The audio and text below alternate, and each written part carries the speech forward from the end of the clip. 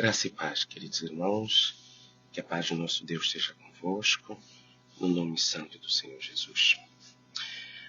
Quanto a essa questão sobre muitos são chamados, mas poucos escolhidos, a relação com aquela passagem, então naquele dia muitos virão e dirão: em teu nome profetizamos, em teu nome expulsamos demônios, em teu nome acreditamos, fomos religiosos, mas o Senhor dirá: apartai-vos de mim, eu vos cometeis a iniquidade.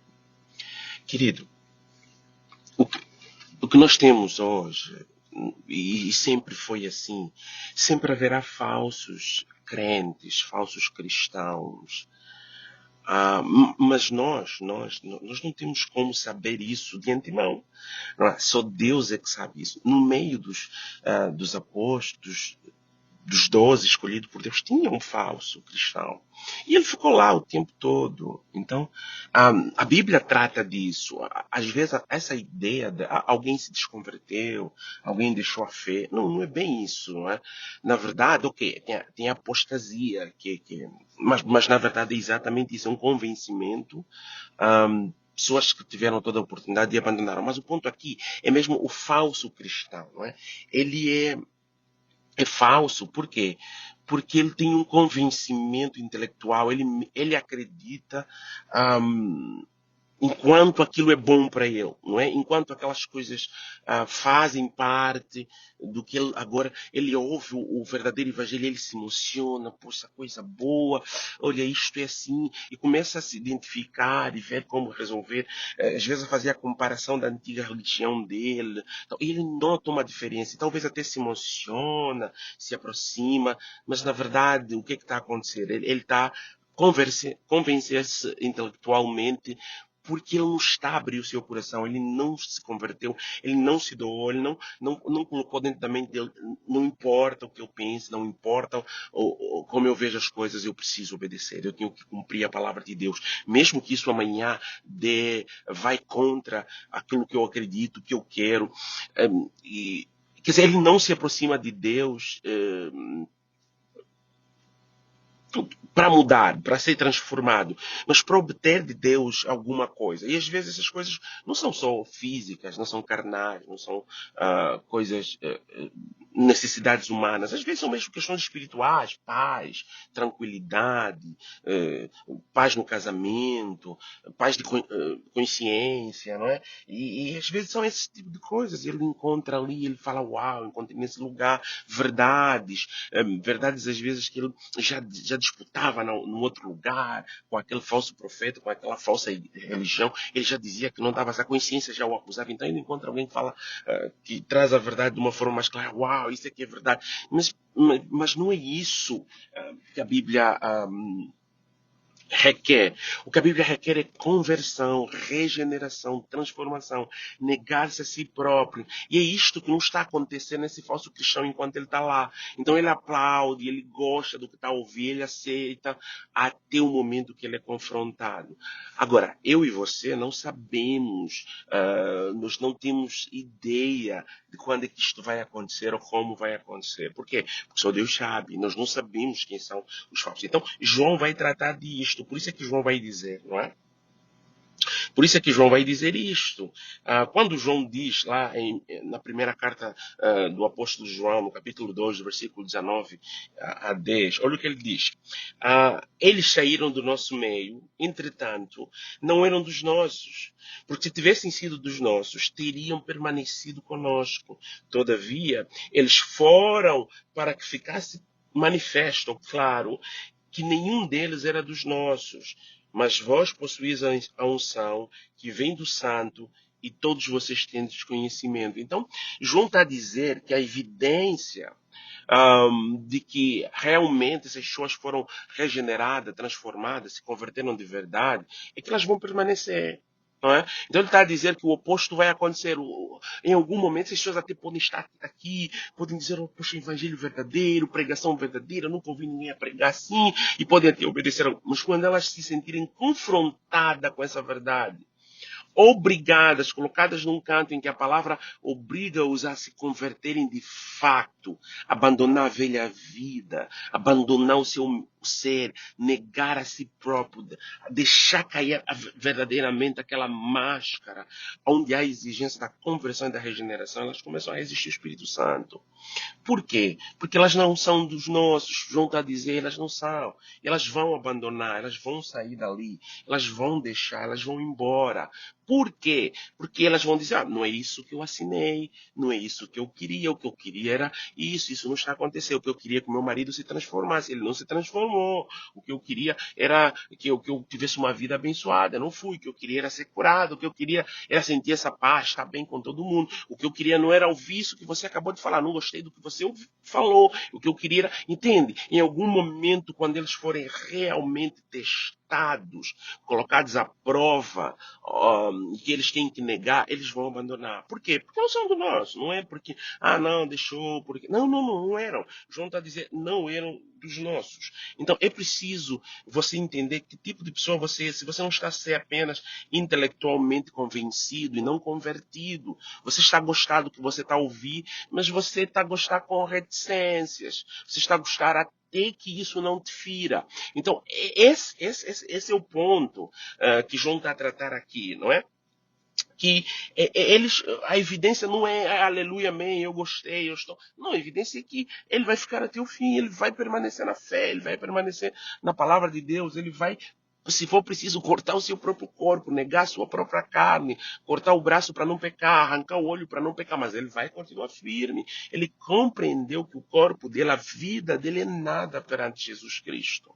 Não é? Então, ele nega-se a si mesmo, ele coloca Cristo como prioridade, como a verdadeira essência, como a verdadeira vida, e não o seu ser, não o seu querer. Então, essa pessoa é modificada, é transformada, é regenerada, ela conheceu Jesus, ela foi transformada, ela tem uma nova vida, ela vive em novidade de vida, não é? Olha o que Tiago, ou Timóteo, ou que Paulo vai dizer ao escrever para o seu discípulo Timóteo, não é?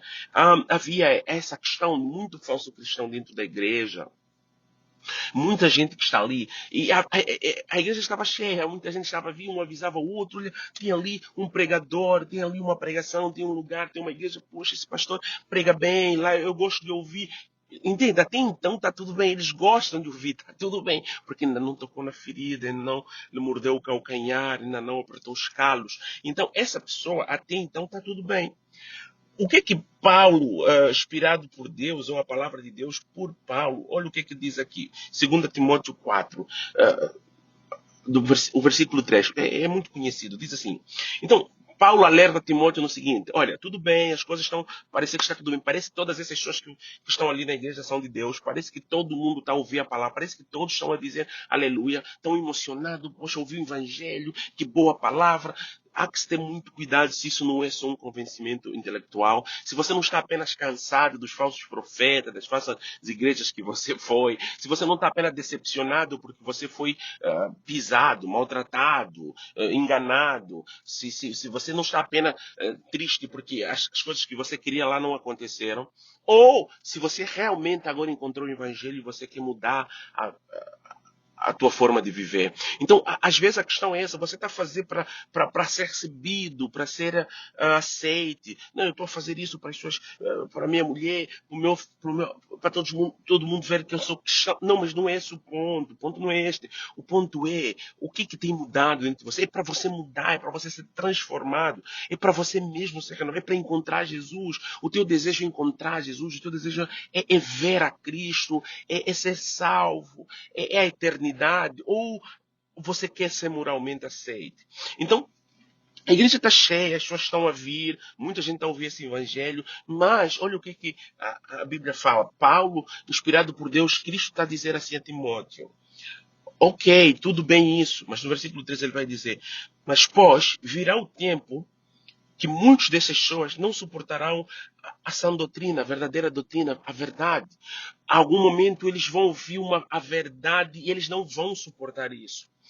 Pelo contrário, sentindo comichão nos ouvidos, sentindo comichão no ouvido, sendo confrontados com a verdade os incomodar, não é? A verdade os incomodar.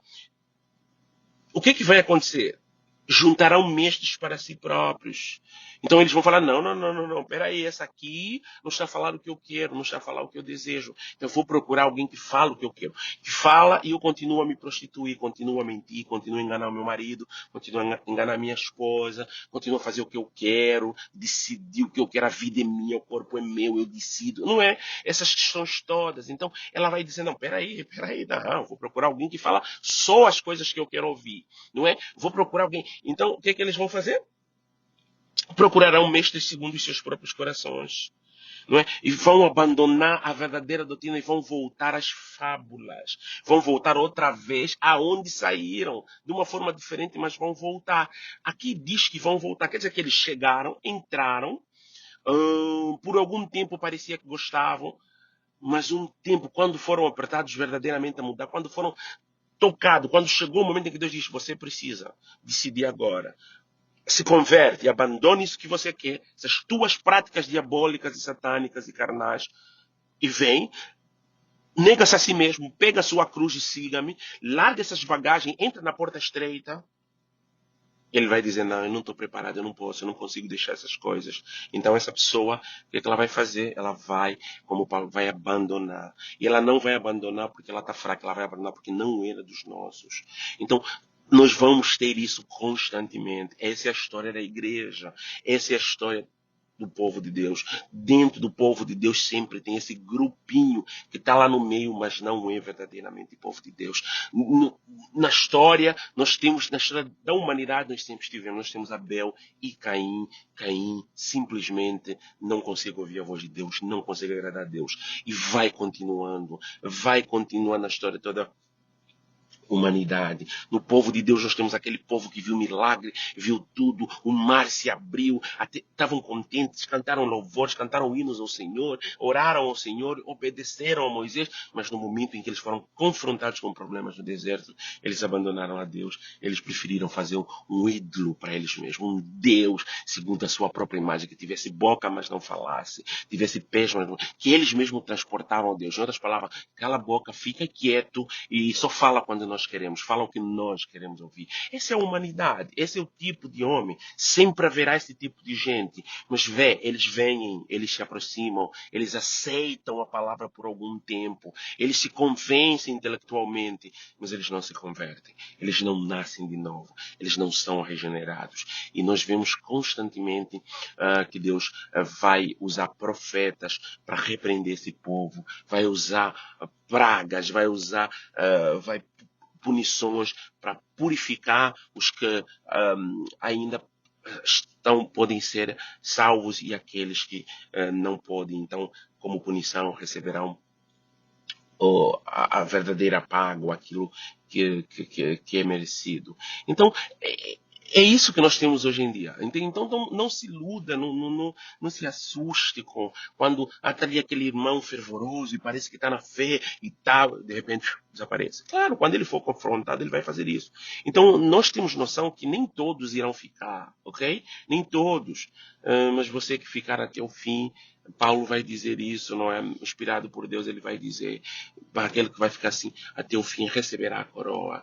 Então, não se iluda, não seja cristão falso, não pense que você é cristão só porque você está aqui, porque você aceita, porque você ouviu. Não, procura se apresentar como um obreiro aprovado, se converta de verdade, confronta o teu pecado, confronta a tua carne, confronta as tuas ações, negue-se a si mesmo, pega a sua cruz e siga a Cristo. Nós somos chamados para negar, para sacrificar, para morrer.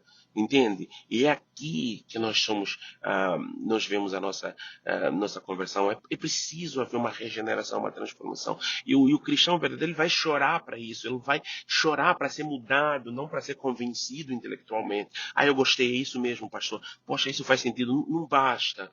Não basta ouvir a palavra e receber. É preciso que isso gere fé em nós. É preciso que o Espírito Santo venha. É preciso que haja um testemunho interno, sejamos lavados, transformados, purificados. Então, muito cuidado.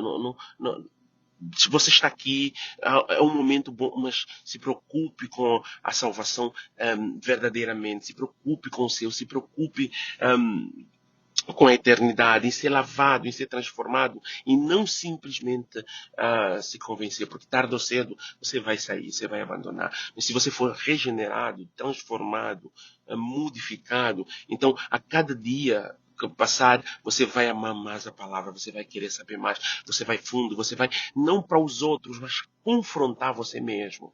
Mas se você não for, cada dia que você se aprofundar na verdade, você vai encontrar mais dificuldade, você vai resistir mais e o teu coração vai acabar ficando cada vez mais rijo, mais de pedra. Então, meus irmãos, vigiai e orai, vamos orar, vamos buscar Deus. Não podemos vir a Deus porque estamos chateados com a outra parte, por isso viemos para Deus, mas porque queremos ser mudados, transformados, regenerados. Então, a nossa luta é que Deus venha, que o Espírito Santo desça até a nós e faça mudança nos nossos corações. Clamamos para uma mudança verdadeira e não simplesmente para sermos intelectualmente convencidos. Amém? Espero que isso tenha lhe ajudado e que você consiga entender isso e buscar isso em Cristo, porque é Ele que faz e não nós. Que Deus abençoe a todos. Não se preocupe com aqueles que estão a abandonar, a sair. Eles estavam no nosso meio, mas não eram do nosso meio, não eram dos nossos. Isso é natural, isso aconteceu em toda a história do povo, do povo de Deus, ok? Então, aqueles que querem, deixa-os ir, ok? Deixa-os ir. Aqueles que você que está aqui, que está de pé, cuide para não cair. Então, cuida da tua conversão, da tua regeneração, da tua salvação. Essa é a maior dádiva que o homem pode ter. Que Deus abençoe a todos, em nome do Senhor Jesus.